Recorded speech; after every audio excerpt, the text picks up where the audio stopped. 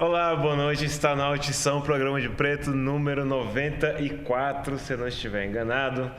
Como fala aqui a nossa pauta do programa de hoje, é especial, né? Por conta do aniversário de 140 anos do nascimento de João Cândido, aquele que leva o nome do coletivo de negros do PCO, né? E a gente vai tratar um pouco sobre isso daí, mas antes de mais nada, boa noite, companheira Isadora Dias, que me acompanha aqui no Tição, que agora é toda quinta-feira às 18 horas, com 1h30 de duração. Boa noite, Isadora. Boa noite, Juliano, corrigindo às 19. 18 é o Zona, né? Que você eu acabei de sair do Zona, tô meio futebolístico. Então é isso, boa noite, companheiro Juliano, boa noite para quem já está aí nos acompanhando.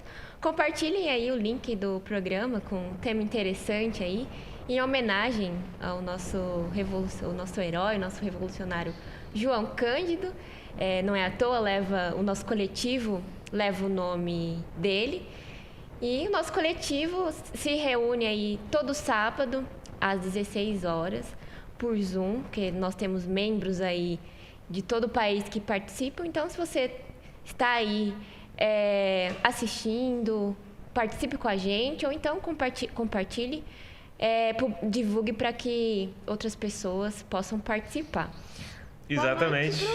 E Eric, que está na chamada lá de Salvador. Boa noite, Eric. Tudo bem, camarada?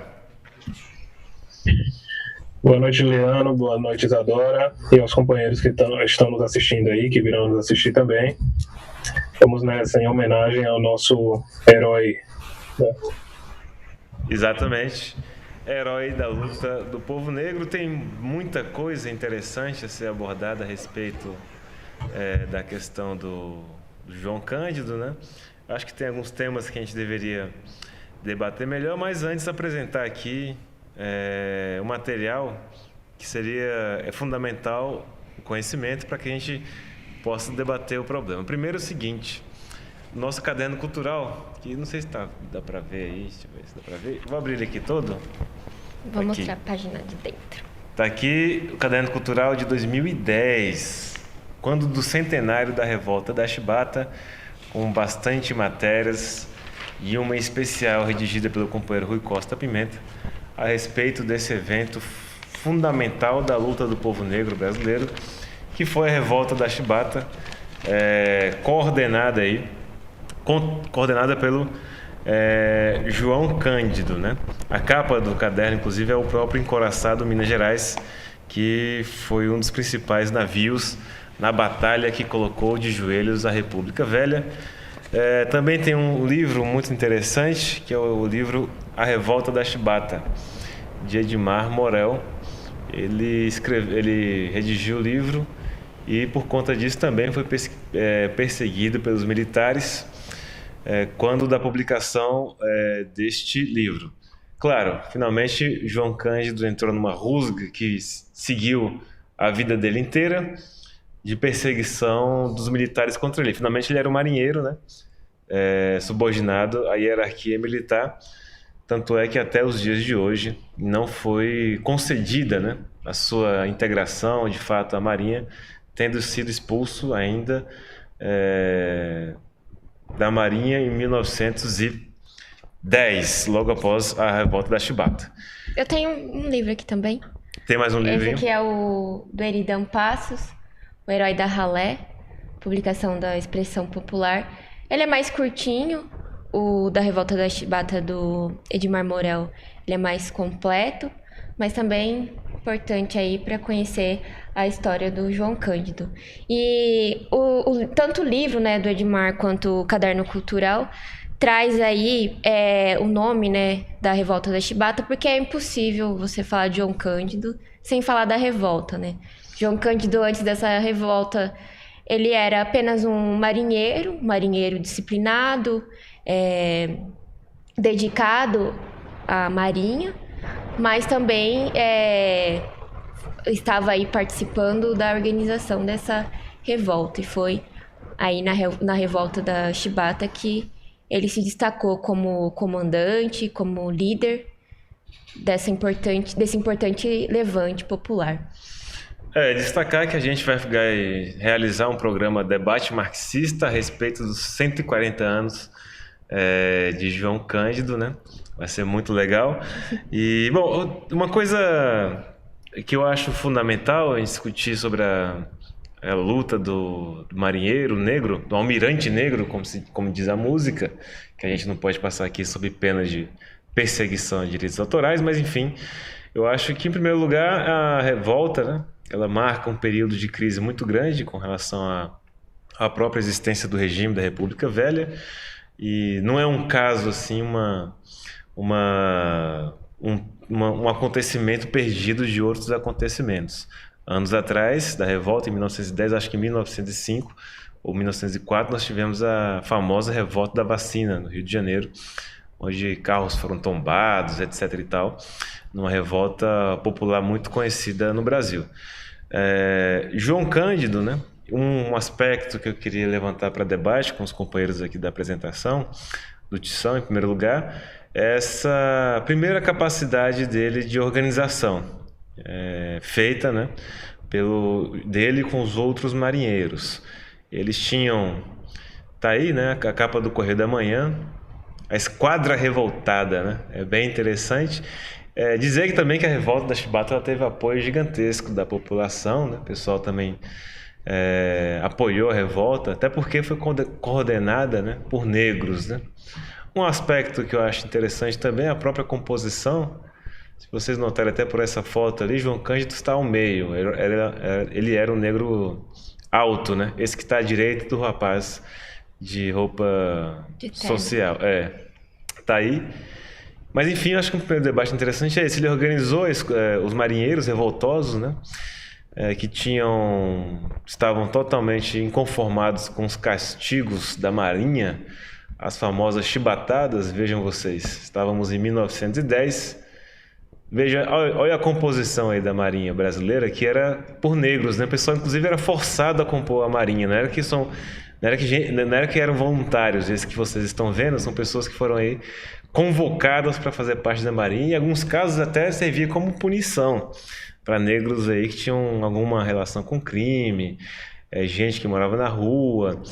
Por isso que em alguns casos também o próprio João Cândido é chamado de herói da ralé, porque a composição da Marinha brasileira naquela época era totalmente de gente pobre. Mas enfim, acho que um primeiro ponto para a discussão seria esse aspecto da organização, da capacidade de organização do negro, né? Para a época, inclusive uma época que tinha pouca organização, ou, se brincar, nenhuma, se não me engano, tinha só a COB, a Confederação Operária Brasileira, mas muito pouca organização política, e o negro já a esta altura se organizava em torno das suas reivindicações. Bom, vamos lá, camaradas. E é interessante porque a revolta ela não surgiu assim do nada.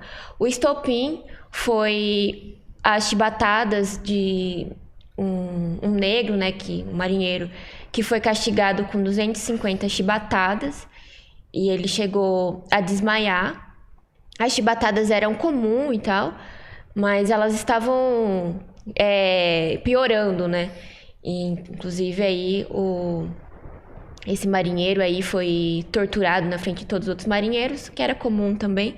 Mas, e aí, no dia 10 de outubro, teve aí o estopim da revolta. Só que é interessante que os marinheiros, eles tiveram contatos com os marinheiros ingleses, uma viagem até a Europa.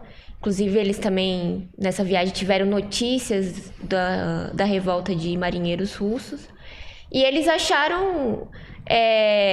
eles ficaram surpresos, né? Que os marinheiros ingleses, eles não sofriam esses castigos, não sofriam a chibatada. E a partir disso começa um questionamento, o tratamento que eles recebiam. E eles se organizam. É legal que você tem aí informações que os marinheiros, eles realizavam comitês de organização da revolta. E os marinheiros, eles tinham o papel bem definido de como eles agiriam aí no surgimento de uma revolta. Mostrando aí a importância também, né, da organização. Não aconteceu assim do nada. O João Cândido, ele não tinha personalidade impulsiva, ele era uma pessoa calma e, inclusive, ele era muito disciplinado, respeitava as normas da Marinha, até por isso ele se destacou dentro da Marinha, e estava aí acontecendo e ele junto aí coordenava a organização dessa revolta. Exato. Companheiro Eric? Exatamente, complementando um pouco o que foi dito, havia todo um clima, né, político, primeiro na própria Marinha, né? A Marinha, que era tida assim como uma força mais elitizada, né? Se a gente lembrar nos anos, no período colonial e tudo mais, a força armada existente dos impérios, dos reinos, era a Marinha, né? Que hoje a gente chama de Marinha, na época era chamada de Armada, né? E todos os oficiais, eles gozavam de um status, né, bastante elevado, né, perante a classe dominante da época, né? Até mais do que o exército, por exemplo. O exército, por exemplo, já havia abolido essa questão dos castigos físicos, né? E a Marinha mantinha, né? E aí, como um contraste muito grande, essa questão da elitização dos oficiais, que é algo costumeiro até hoje, né? Diga-se de passagem, os oficiais eram todos brancos, né? Enquanto os marinheiros, como o Juliano falou, eram recrutados até à força, eram negros, né? E muito pobres, né? Tinha a questão também da modernização, né?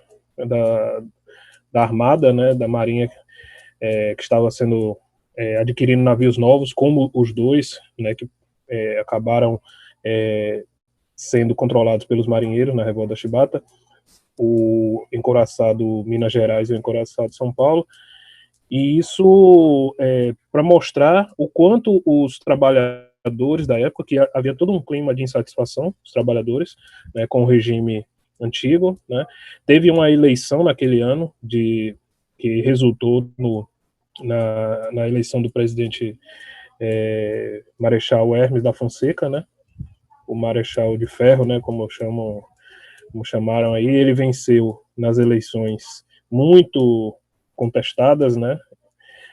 O conhecido político Rui Barbosa, né?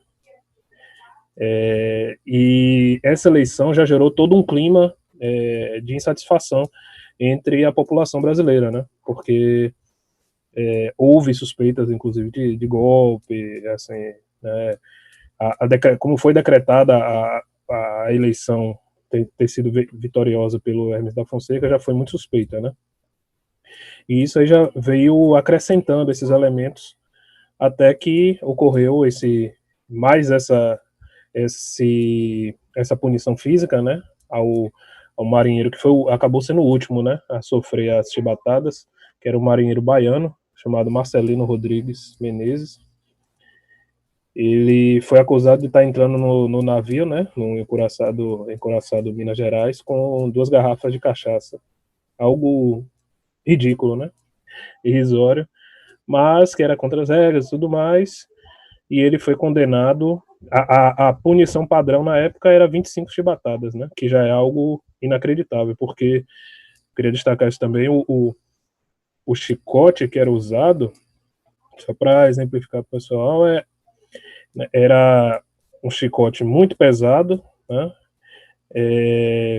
Que ele era mergulhado em água, e para ficar mais pesado ainda, e eram encravados agulhas, né, de metal, para que quando ele entrasse em contato com a pele, com as costas da pessoa que estava sendo castigada, para ele arrancar pedaço da pele, né? E as pessoas já não acreditavam como alguém poderia aguentar 25 chibatadas. Imagine 250, né? E então foi algo realmente que foi o estopim, e para mostrar também como os trabalhadores, os marinheiros, e no caso os marinheiros negros ali, né, eles estavam totalmente antenados com a situação política, né, e especialmente deles estava piorando, né. Os castigos continuavam, e quando eles viram que havia uma evolução, principalmente fora do país, eles sentiram que era o momento de não aguentar mais aquilo, né. Eu destacaria também que você lendo, assim, você não tem a noção do que efetivamente aconteceu, mas eles apontaram os canhões dos navios para a sede da capital da República, no Rio de Janeiro, e ameaçaram disparar os canhões, e efetivamente dispararam, se as suas reivindicações não fossem aceitadas. Inclusive, é interessante notar, tem um livro até militar a respeito do problema. Àquela altura, o controle deles do encouraçado Minas Gerais, do São Paulo e do encouraçado Bahia, deixava eles em uma situação de superioridade ao restante da esquadra brasileira. Quer dizer, o negócio ficou muito perigoso para o regime da época, né?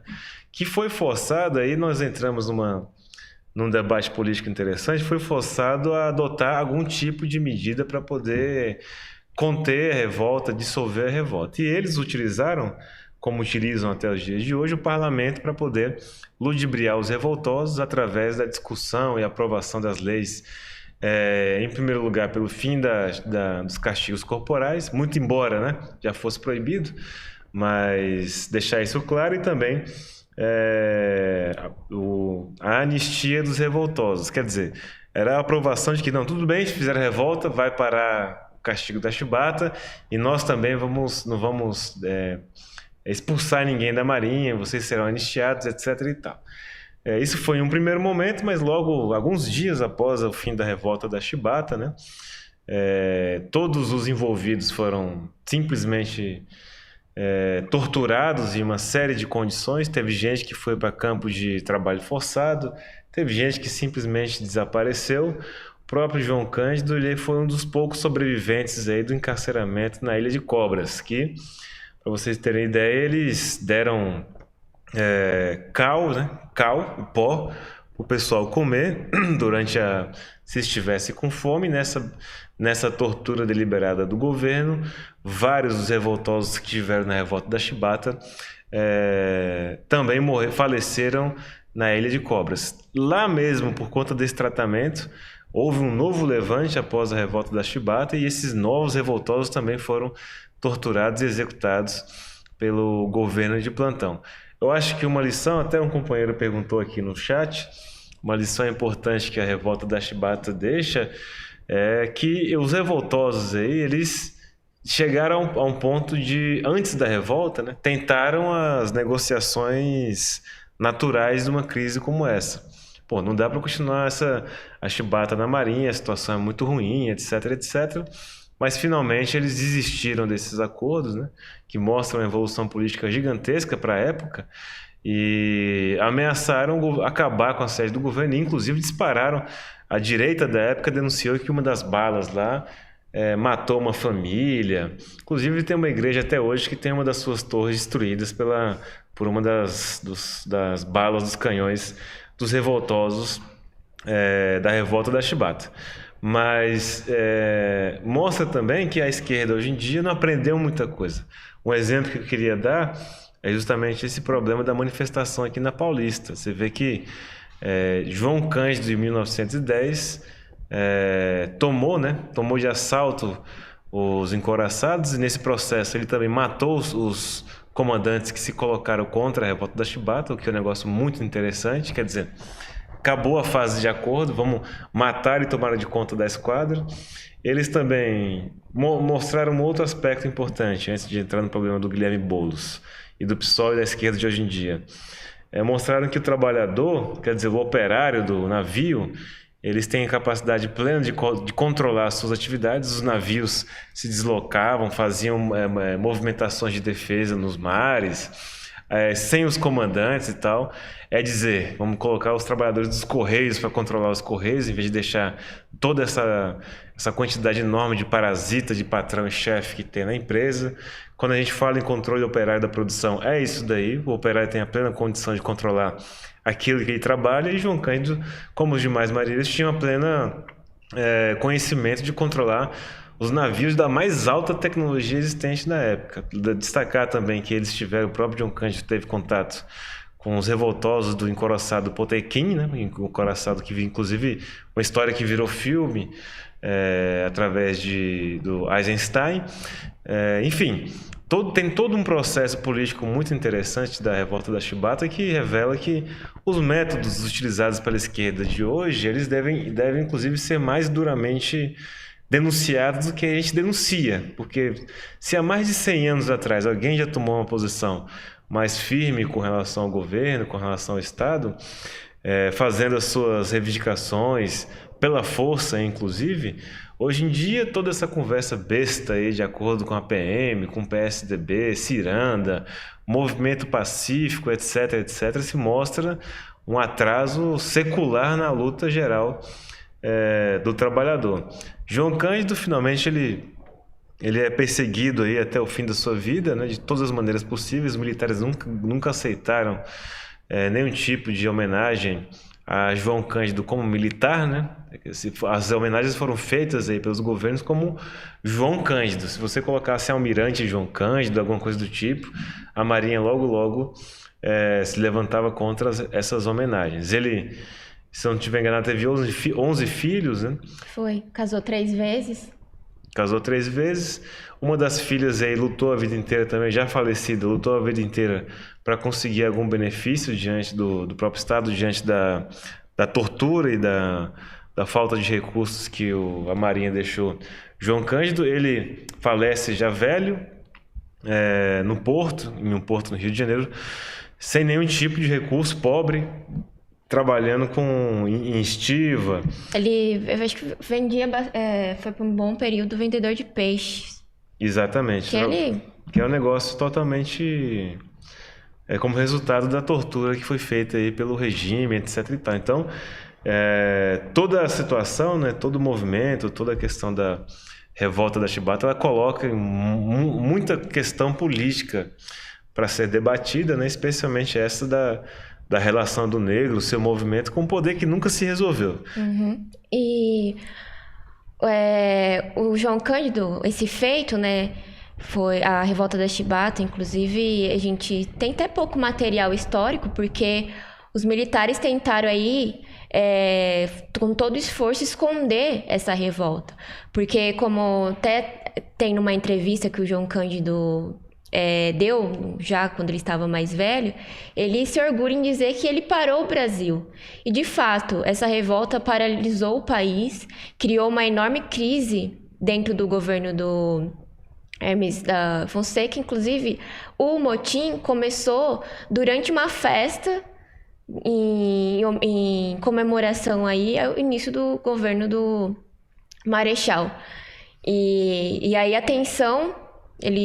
essa revolta tirou toda a atenção das comemorações do governo do Marechal e colocou a atenção na reivindicação dos marinheiros, dos trabalhadores. Como a gente já comentou aqui, era reflexo já de um clima que tinha na sociedade.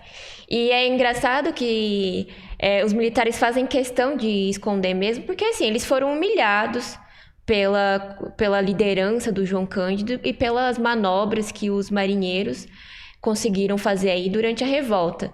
Tanto que o governo brasileiro estava na posse apenas de 8 destroyers e eles precisavam recolher o material que eles precisavam usar para atacar os marinheiros. E aí, quando eles foram lá iniciar os ataques, eles viram que tinha recolhido as bombas erradas e tinha recolhido material errado, mostrando assim que quem era que comandava ali a marinha, quem tinha pleno conhecimento da atividade, eram os marinheiros que estavam aí organizados contra o governo. Então foi assim, uma derrota contra o governo brasileiro e que eles fizeram questão de esconder aí. Apesar da traição do movimento, né, o João Cândido ele assinou aí o acordo, assinou a anistia.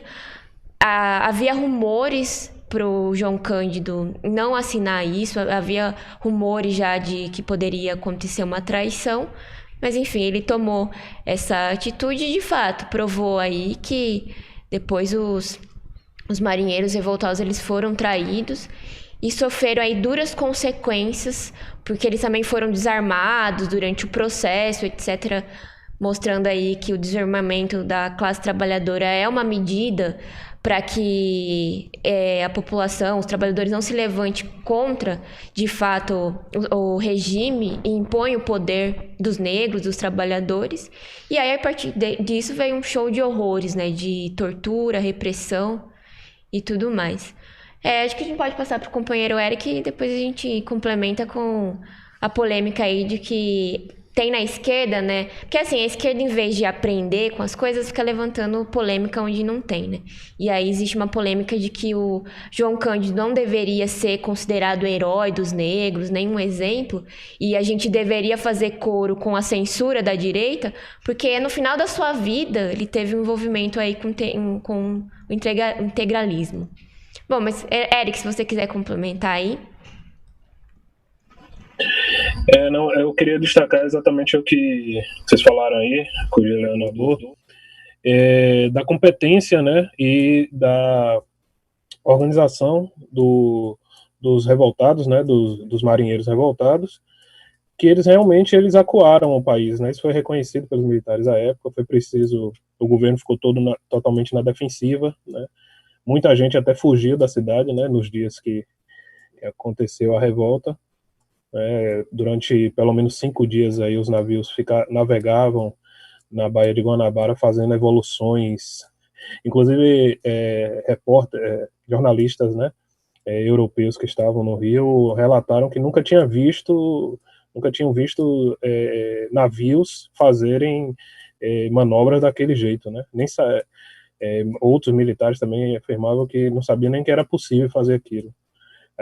Tamanha era a perícia deles em controlar. Alguns disseram que eram os maiores marinheiros do mundo, né, pelas habilidades deles.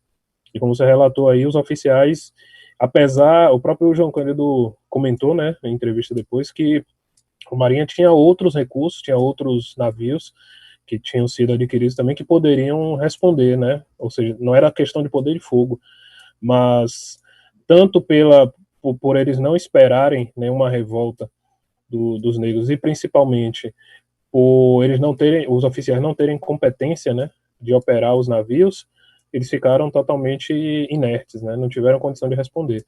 E aí é um pouco a gente fazer esse paralelo quando a esquerda pequeno-burguesa aí, e até a direita principalmente, né, a burguesia faz essa propaganda de que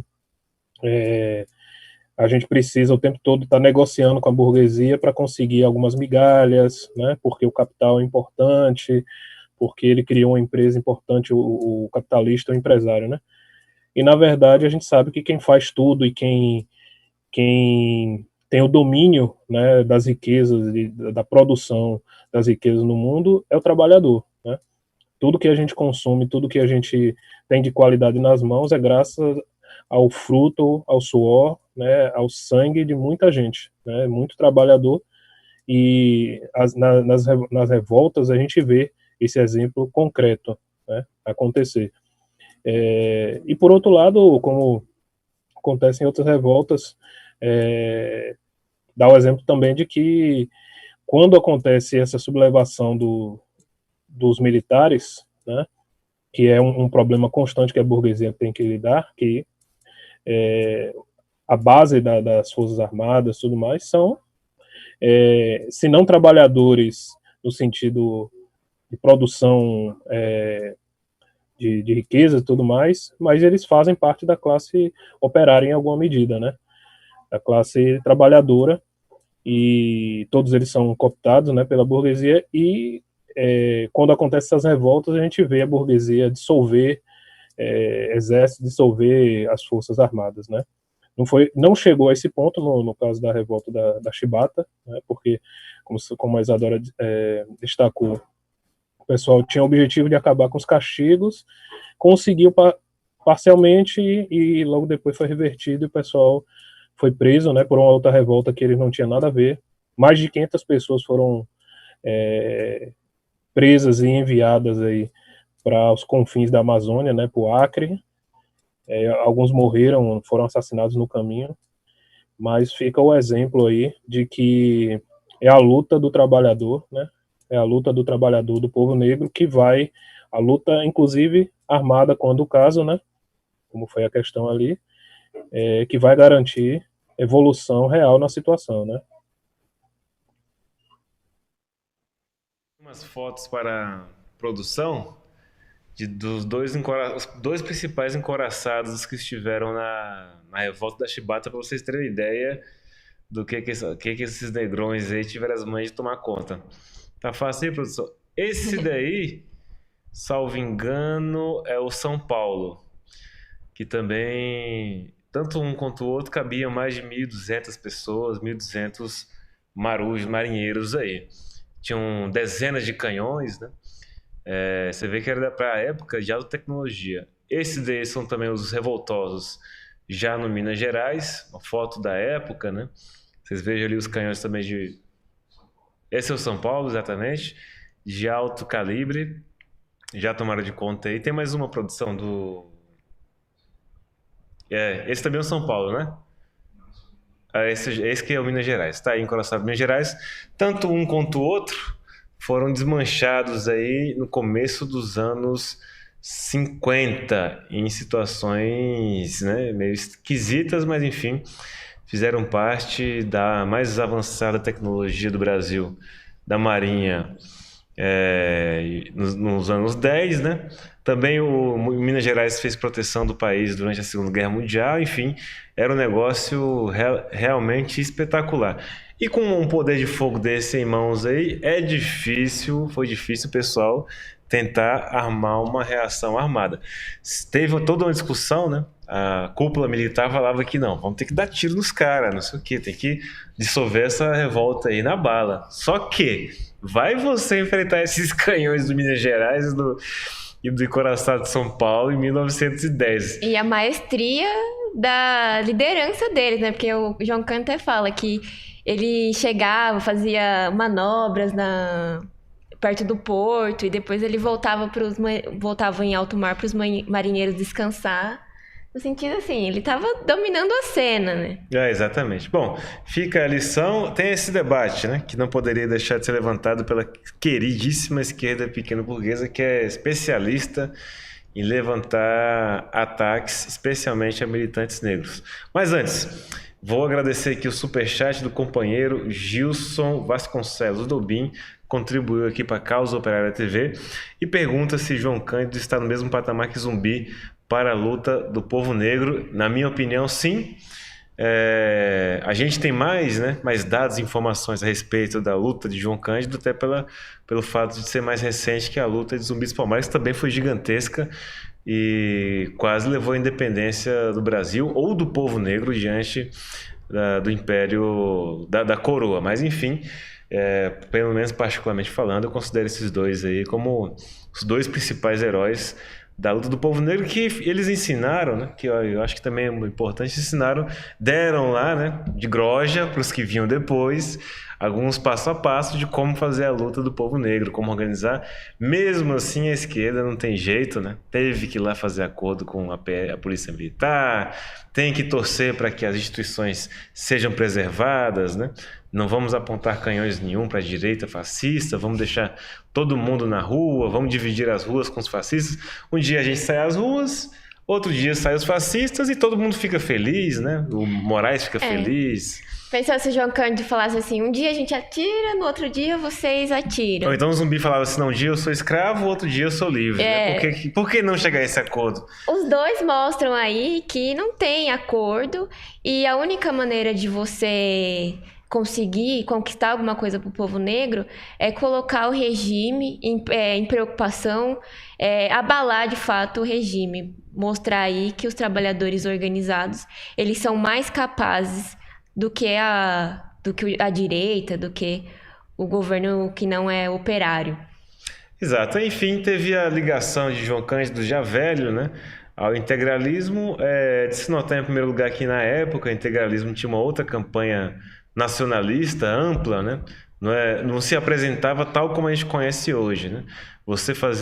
Hoje é muito fácil você ver uma galinha verde e rapidamente denunciar ela como integralista, fascista e colocar ela para correr das ruas. Naquela época existia uma campanha muito grande e João Cândido já muito debilitado de saúde, etc e tal, teve lá a sua vinculação ao integralismo da época, mas muito superficial também, não chegou nem a ser militante, nada do tipo. Foi mais uma ação do integralismo buscando apoio entre pessoas importantes, né, políticos importantes da época, para dar suporte político à política geral do integralismo. Né? Tal como aconteceu com muitos líderes de esquerda que acabaram não falecendo imediatamente na sua luta política, mas quando desenvolver o avanço e até mesmo o recuo da luta política geral, acabam aí sendo, como se diz, assediados pelas forças políticas do regime, né? Também é mais uma lição do que, de fato,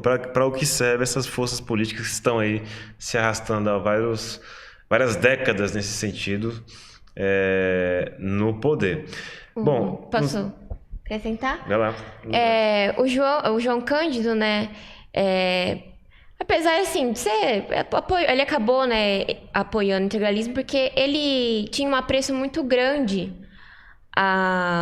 aos militares, ao regime, não ao regime militar, mas à organização da qual ele fez parte.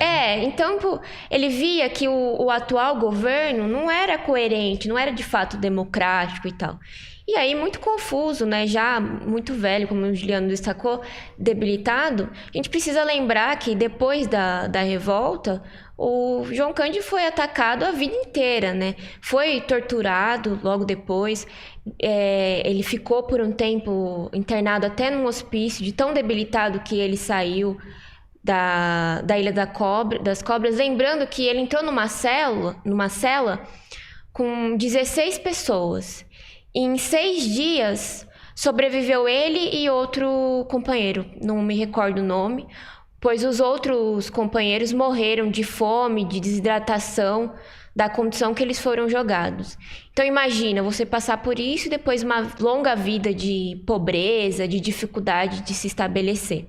E aí ele fez isso de forma confusa, só que ele não era uma peça importante no integralismo. O integralismo nem chegou ao poder, importante lembrar disso. E o João Cândido era um pobre negro, não tinha nenhuma ação mesmo dentro do regime que fosse significativa. Não é a mesma coisa que o Sérgio Camargo, que está aí de fato dentro de um governo de extrema direita, trabalhando para esse governo, tentando aí destruir a história do povo negro, etc e tal. O João Cândido, até o resto da sua vida, ele teve muito orgulho do que ele fez na revolta e ele mesmo disse que ele não se arrepende de nada do que ele fez. Então, trata-se aí apenas de um episódio no fim da vida dele que não diminui nem um pouco o grande feito que ele fez durante a revolta da Chibata. Na verdade, ela comprova que o que precisa efetivamente é de organizações políticas da luta do povo, né? Efetivamente, se tivéssemos aí organizações fortes e desenvolvidas da luta revolucionária popular, esse assédio do integralismo junto a João Cândido seria muito menor, né? É dizer, né? Por exemplo, nós estamos aqui no maior debate para ver se vai ter ou não, se vai ter ou não bandeira nos atos que estão colocados aí. É negócio assim, é do arco da velha. Se alguém não vai às ruas aí, ou se existe algum problema em sair às ruas, a culpa disso daí é da esquerda que promove essa confusão, não promove o desenvolvimento, o crescimento das organizações políticas do povo brasileiro e nem falar das organizações do povo negro que agora estão esboçando uma reação com relação à violência policial, mas não conseguem aí colocar reivindicações elementares como o fim da polícia militar, o fim dos órgãos de repressão do Estado que estão aí desde a época de João Cândido matando o povo negro revoltoso ou não, né? Mas matam o negro revoltado ou não. Que é justamente o que dá o nosso primeiro pontapé aqui na pauta regular do Tição. Não tem muito jeito de a gente fugir disso daí. Então, a gente pode passar um pouquinho antes pro Eric? Isso, o Eric pode falar mais sobre João Cândido, Revolta da Chibata, que é melhor, né? Não, só queria complementar essa questão do João Cândido aí, depois da revolta, né, da Chibata.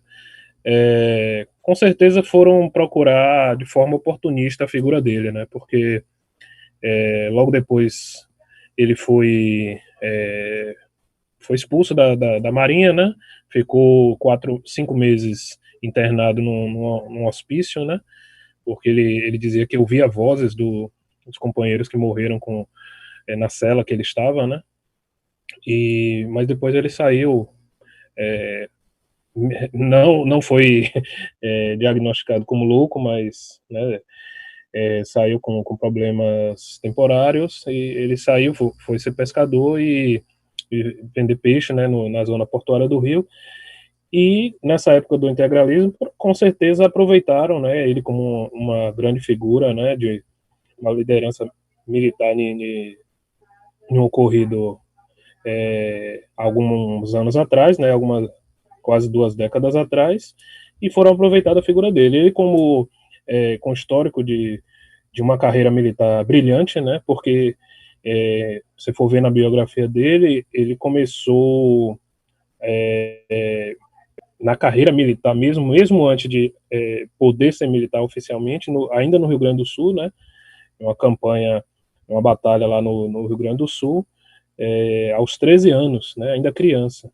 Então, é muito fácil para esses movimentos, essas ideologias da extrema-direita que utilizam como propaganda, né, um pretenso nacionalismo, que a gente sabe que não é nada disso, convencer uma pessoa, um militar, né, uma pessoa que se identifica com as questões nacionais, né, como era João Cândido. Então ele teve esse auge da carreira dele dentro da Marinha, né, foi marinheiro durante 15 anos, mais esse período ainda quase criança, né, 13 aos 15 anos, depois ele foi para a Marinha. Então, assim, estava no sangue dele. Então, quando ele via um movimento que se dizia ser nacionalista, a priori, por que não, né, para, vamos dizer, melhorar o país. Mas ele realmente não teve nenhum papel proeminente, né, nem nada disso. Aproveitaram o nome dele, como isso acontece, inclusive hoje, né. Certamente a gente vai ver que existem militares aí que não concordam muito bem com essa demagogia toda que é feita pela extrema-direita, né. A campanha que a gente faz pelo fim da PM não é especificamente sobre os soldados, né, mas sim sobre a instituição, mas certamente tem militares aí, soldados, que não pensam exatamente dessa forma e nem se enganam por essas propagandas da extrema-direita, né. É isso daí. Bom, a gente com certeza vai tirar o debate marxistas acerca da luta de João Cândido, da revolta da Chibata, um marco fundamental da luta do povo negro brasileiro. E vamos agora à pauta regular do programa, com as nossas denúncias do que aconteceu, do que está acontecendo. A primeira delas, salvo engano, se não tiver, a gente não... A PM sufocou mais um jovem em Carapicuíba, né? É isso mesmo? Foi. Eu A gente tem as imagens? Não sei se aqui foi vídeo. Foi um... Estava aí, viralizou, né, Tá, eu vi, um vídeo efetivamente. que a polícia, não dá pra entender, né, chegou no vídeo, mostra a polícia chegando, abordando o rapaz e por 2 vezes dá um mata-leão nele e na segunda vez ele desmaia. Foi filmado, viralizou aí e a gente vê o que aconteceu lá nos Estados Unidos, né, a morte do George Floyd. É uma conduta corriqueira, né? Faz parte aí da instituição.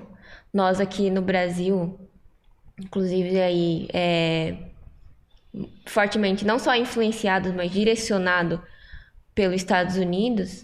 Os Estados Unidos já fez treinamento militar aqui no Brasil e ensinou esse jeito aí de tratar os negros, tratar os trabalhadores. Então não é por acaso que a cena seja tão parecida com a cena que levou à morte do cidadão George Floyd lá nos Estados Unidos. E faz parte aí de mais uma denúncia do aumento da violência policial durante a quarentena, né, Juliano? Exato, eles nem se preocupam em fazer igual fizeram os policiais norte-americanos e repetiram. E para sorte do rapaz aí, ele não morreu, né? Porque eles apertam o pescoço assim. Para quem já teve a oportunidade de levar uma gravata da polícia, sabe que o negócio pode levar à morte com certa facilidade, né? Mas, enfim, é isso. Mais da violência policial que só aumentou no último período, né? Não tem aí nenhuma redução, não houve nenhuma redução, pelo contrário, com os golpistas no poder, a repressão policial subiu bastante. Bom, Eric, mais sobre repressão policial. Eu acho que tem um vídeo aí, se a produção puder passar o vídeo do rapaz sendo enforcado aí 2 vezes pela polícia.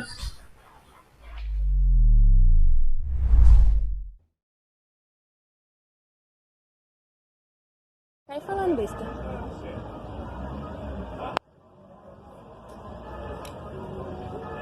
Deixa ele estiver filmando, não. Deixa ele estiver filmando, não. Não ligo.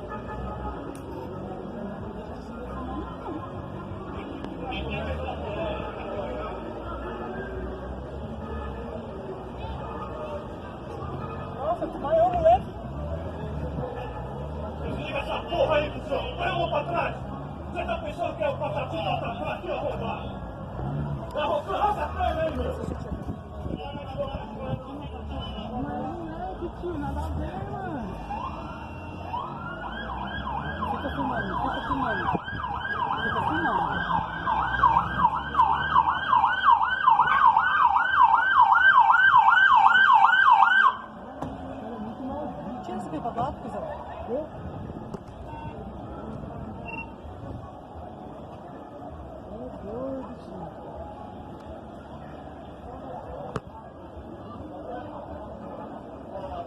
Na hora que a gente chegou, você viu? Mas o moleque, tia. O moleque tá tendo convulsão, olha lá, ó. Tá tendo convulsão. Você tá filmando aí? Tô filmando tudo.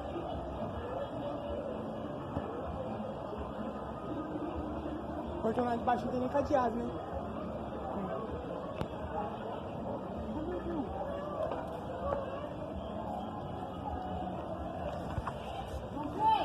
Quero gravar bem a cara desse aí que desmaiou o moleque.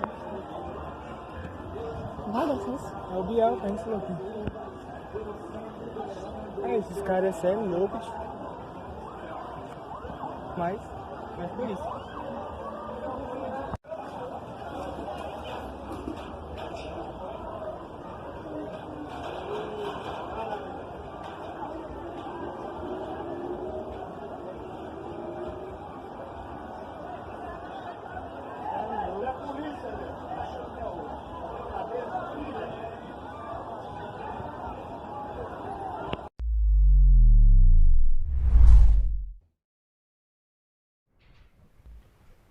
Então, tá aí o vídeo da repressão policial, né?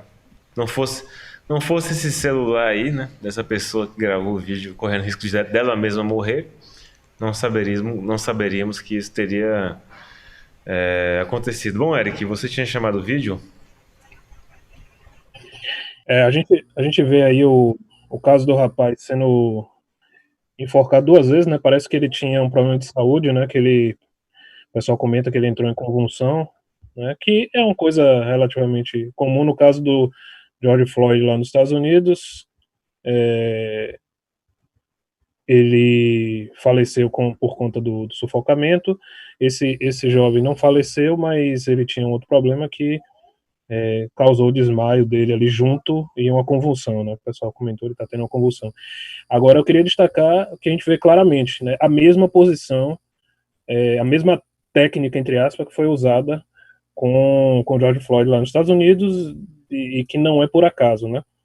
Esse é o resultado do... exatamente, a gente tem a imagem aí, a mesma posição, policial ajoelhado sobre o pescoço, sobre uma pessoa completamente imobilizada, né? Esse é o resultado da política de pedir mais recursos para a polícia, né? De pedir mais treinamento, de mais profissionalismo.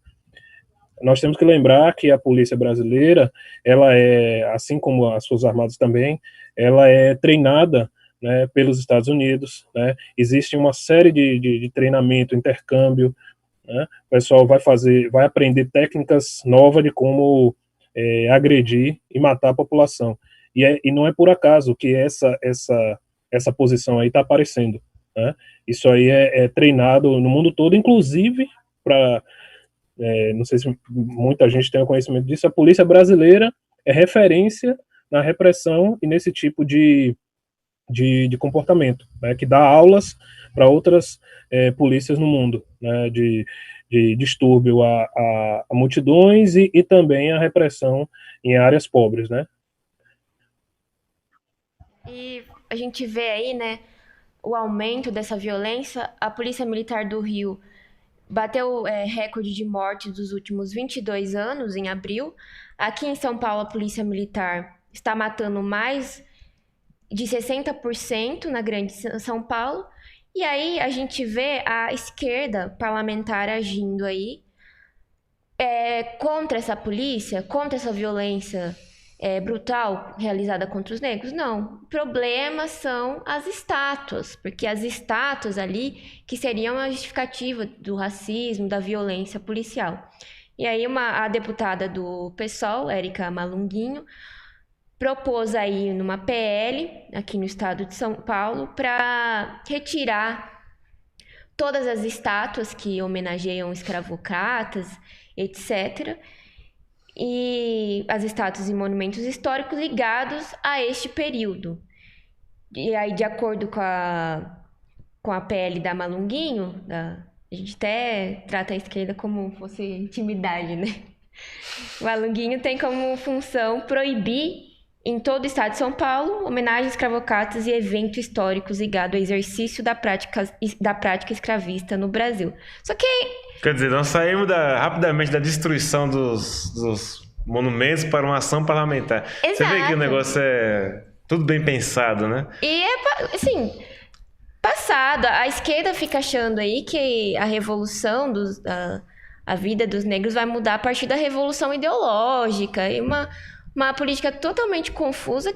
O que representa esse povo negro? O que representa aí para essa população nas periferias que estão sofrendo com a violência policial? Não representa nada. Eles querem colocar esses monumentos em museu, mas a população trabalhadora nem acesso aos museus tem. Para então, sei lá, porque eles falam que teria que revisionar, recontar a história, etc. Mas o povo trabalhador não tem tempo para isso. Ele precisa de medidas práticas, assim como o João Cândido fez, né? E o que a gente precisa agora é pedir o fim dessa polícia, que a gente vê esses vídeos aí, a gente não consegue nem denunciar tudo. E se a gente fosse denunciar, pareceria o programa do Datena aqui. Toda hora a gente mostrando cena da polícia, da violência da polícia.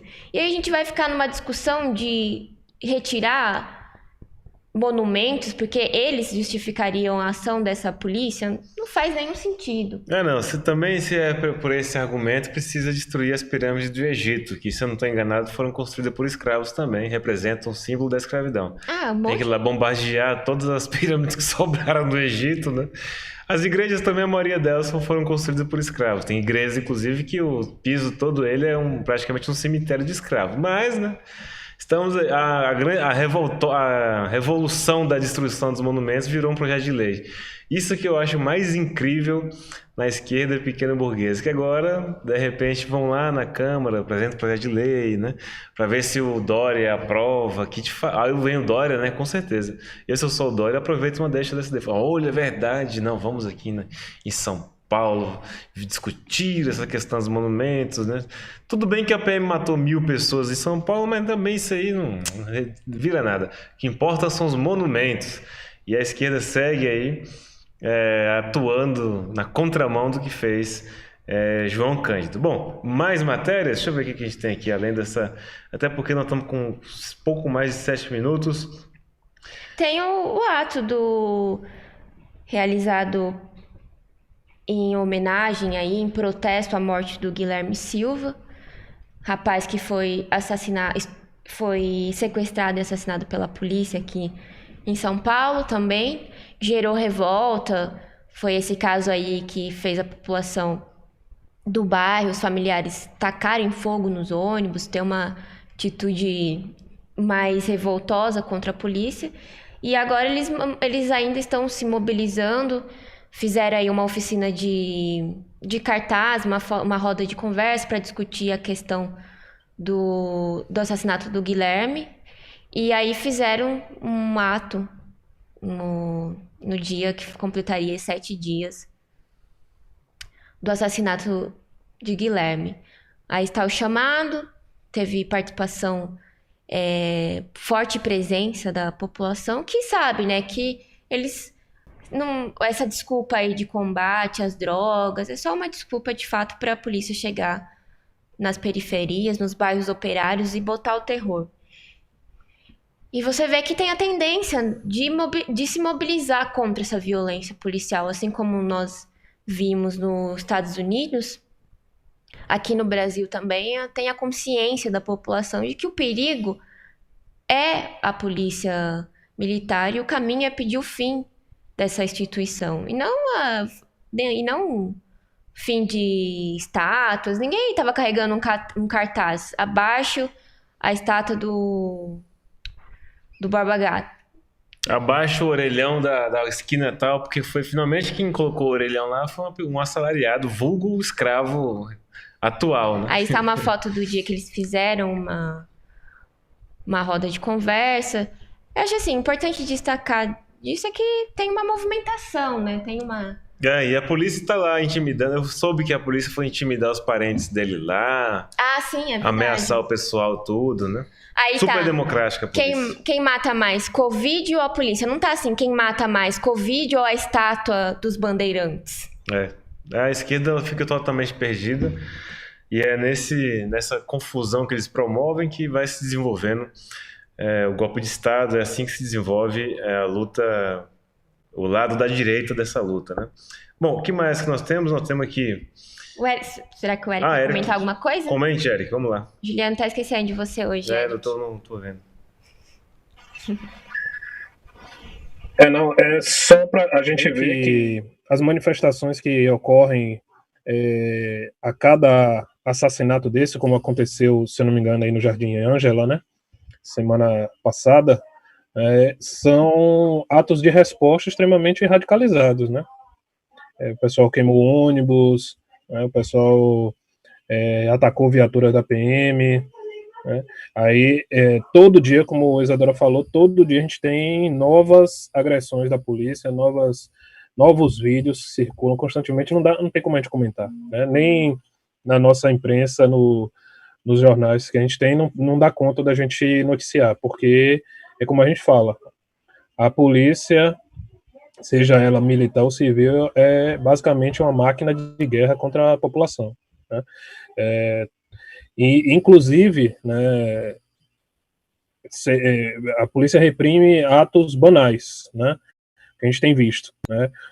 Essa semana, nos últimos dias, ocorreu mais uma repressão violenta em São Paulo, não me lembro o bairro, onde o pessoal estava jogando futebol num campo e algumas pessoas, tinha até vendedores ambulantes vendendo churrasquinho, alguma coisa ali para tentar tirar um trocado porque estava sem desempregado, e a polícia chegou soltando bomba, dando cacetada em todo mundo, né? E é assim que a gente vê acontecer, né? Não tem motivo. Então, a resposta a gente vê aí. As imagens, o pessoal não quer saber de ação parlamentar, de atacar estátuas, né? Coisas que não fazem sentido, né? O pessoal quer saber de resolver a situação atual, né? E o problema atual é o governo Bolsonaro está tirando o emprego de milhões de pessoas e deixando a pandemia matar outros milhões, né? Outros milhares, e a polícia militar, que é essa máquina de matar constantemente, né? E tem nesses atos também a gente viu esse cartaz aí, Justiça para o Guilherme, mas tinha também pedindo o fim da polícia, mostrando aí que, de fato, essa consciência ela está na população, e essa história aí da esquerda pequena burguesa de derrubar estátuas é só para controlar e confundir o movimento independente dos trabalhadores. Exato, não tem. A esquerda promove uma gigantesca confusão quando a disposição do pessoal é justamente sair às ruas e lutar pelos seus direitos mais elementares. Bom, nós temos o programa Resumo do Dia às 20h30. Na outra quinta-feira, na quinta-feira passada, eu encerrei o programa aqui que nem um raio, nem deixei o pessoal dar boa noite direito. Então, vou me adiantar aqui, deixar um abraço aos companheiros da Casa Operária TV, a audiência é muito boa, agradecer o superchat, convidar os companheiros a se inscreverem, darem superchat, contribuírem para que nós possamos chegar às 24 horas de transmissão ininterruptas aqui na Ciel TV. Uma boa noite, todo mundo. Boa noite, Isadora. Vamos lá dar os boas noites agora de maneira bem educada. Sim. A gente tem que encerrar aí para começar o resumo do dia com o companheiro Antônio Carlos, que vai continuar aí trazendo as denúncias, orientação política para os companheiros. Então, boa noite, agradecer a todo mundo que acompanhou, e dá tempo de compartilhar, dá tempo de indicar esse programa para que mais pessoas conheçam o Coletivo João Cândido, conheçam o nosso programa. Exato. Aproveitar e estender o boa noite ao companheiro Eric Menezes, de Salvador, Bahia. Boa noite, camarada. Boa noite, Juliano. Boa noite, Isadora e todos que acompanharam. Queria deixar uma indicação, né, sobre o tema que a gente tratou hoje em homenagem a João Cândido, né, que completou 140 anos ontem, né? Completaria 140 anos ontem. A música de o pessoal ouvir aí, basta no YouTube tem, tudo mais, a gente não pode passar aqui, né? Questão de problema de direito autoral, mas a música O Mestre Sala dos Mares, né? De Aldir Blanc e João Bosco, sobre interpretação de Elis Regina. Muito, muito bonita a música, virou um ícone aí nos anos 70. E estendo meu boa noite a todos, e lembrando dos atos do próximo final de semana, várias cidades vão acontecer e contamos com a presença de todos. É isso aí, domingo que vem estejam todos conosco com o PCO nas ruas, levem suas bandeiras, tambores, faixas, camisetas. Pode levar aquele negocinho que você brincava quando era criança, que tacava a fazer barulho, aqueles espoletazinha, fogo de artifício, sinalizador que nem as torcidas levantaram, bandeirões de 100 metros, como a gente tem, bandeira de 1 metro. Leve tudo que puder levar para as ruas e participe conosco das nossas atividades. Acompanhe causaoperaria.org.br, que você vai ter as datas, aliás, domingo no geral, os locais e os horários das manifestações de todo mundo que está no bonde pelo Fora Bolsonaro. Exato. Aqui em São Paulo, inclusive, os companheiros podem participar da bateria Zumbi dos Palmares. Exatamente. A bateria vai estar em São Paulo fazendo aquele som maravilhoso para animar e agitar os manifestantes. Uma ótima noite. Eu acho que é isso. Produção, acho que nós já podemos encerrar com maior tranquilidade hoje. É isso aí. Tchau, tchau. Tchau. Até semana que vem.